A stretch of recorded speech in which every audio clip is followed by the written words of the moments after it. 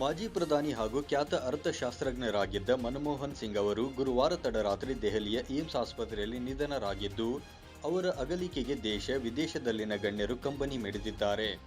ತೀವ್ರ ಅನಾರೋಗ್ಯ ಹಿನ್ನೆಲೆಯಲ್ಲಿ ನಿನ್ನೆ ಗುರುವಾರ ರಾತ್ರಿ ಸಿಂಗ್ ಅವರನ್ನು ಏಮ್ಸ್ ಆಸ್ಪತ್ರೆಗೆ ದಾಖಲಿಸಲಾಗಿತ್ತು. ತೀವ್ರ ಉಸಿರಾಟದ ಸಮಸ್ಯೆಯ ಕಾರಣ ಐಸಿಯುನಲ್ಲಿ ಚಿಕಿತ್ಸೆ ಮುಂದುವರೆದಿತ್ತು. ಆದರೆ ರಾತ್ರಿ 9:15 ಹೊತ್ತಿಗೆ ಅವರು ಕೊನೆಯುಸಿರೆಳೆದಿದ್ದಾರೆ.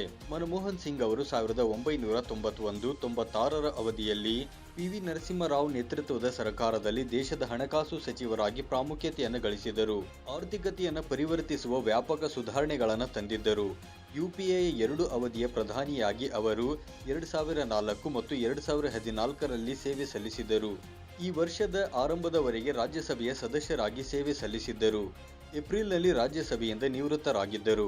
ಗಾಂಧಿ ಕುಟುಂಬ ಹೊರತುಪಡಿಸಿ ಕಾಂಗ್ರೆಸ್ನಲ್ಲಿ ಅತಿ ಹೆಚ್ಚು ಅವಧಿಯ ಪ್ರಧಾನಿ ಆಗಿದ್ದ ಹೆಗ್ಗಳಿಕೆ ಇವರದ್ದಾಗಿದ್ದು, ಈಗ ತಮ್ಮ 92ನೇ ವಯಸ್ಸಿನಲ್ಲಿ ಇಹಲೋಕ ತ್ಯಜಿಸಿದ್ದಾರೆ.